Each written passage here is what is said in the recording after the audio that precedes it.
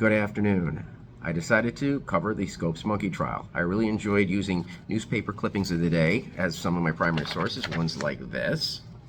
The Scopes trial is the story of a school teacher who was arrested for teaching evolution in a Tennessee science class. The trial attracted so much attention that celebrities William Jennings Bryan and Clarence Darrow stepped in for the role of prosecution and defense, respectively.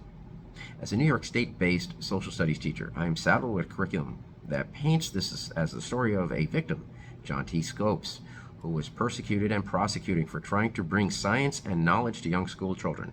And that's an oversimplification that borders on falsehoods. This story is way more nuanced. This is a picture of Scopes during the year of the trial.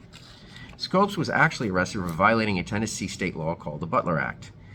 The act is named for legislator John Butler.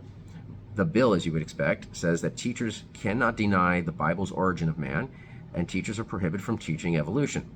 The Butler Act is passed in January of 1925, and Scopes is arrested in May of 1925. This is not a coincidence. Butler, when asked why he came up with this legislation, said, quote, "I'd read in the papers that boys and girls were coming home from school and telling their fathers and mothers that the Bible was all nonsense."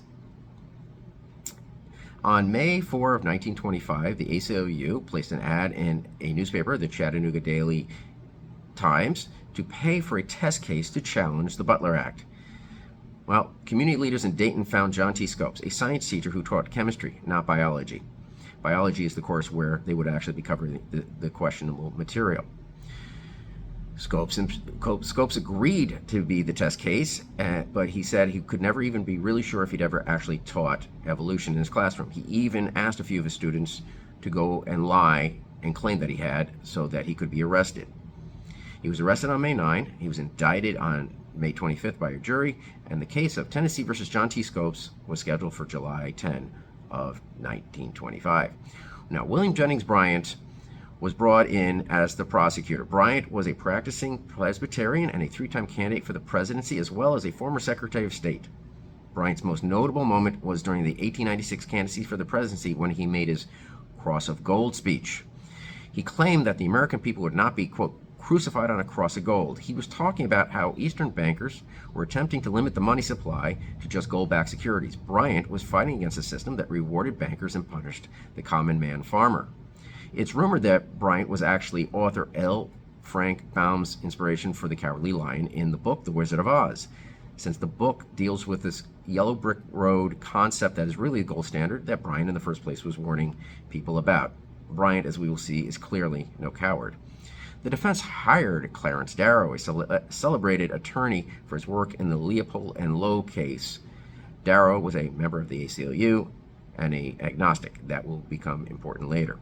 H.L. Mencken, this gentleman, was a satirist and a reporter for the Baltimore Sun and someone who was clearly against Scopes. He coined the phrase the Scopes monkey trial. You can see clearly that this is going to be biased against faith.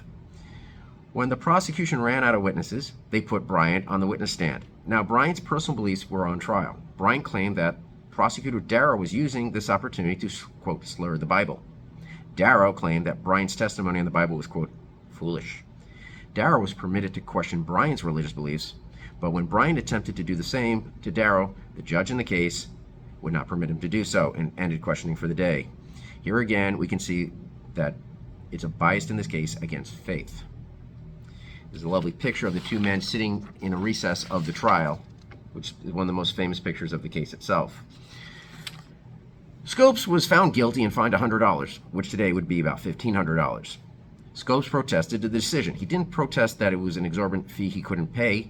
He protested on his First Amendment rights, not freedom of speech, but his religious beliefs were violated. Now, this part of the story is never discussed in textbooks because to do so would destroy the illusion that this was a story of religious zealots trying to silence a man of science, when in fact this is really a story of a group of outsiders trying to impose their views on a community. Thank you.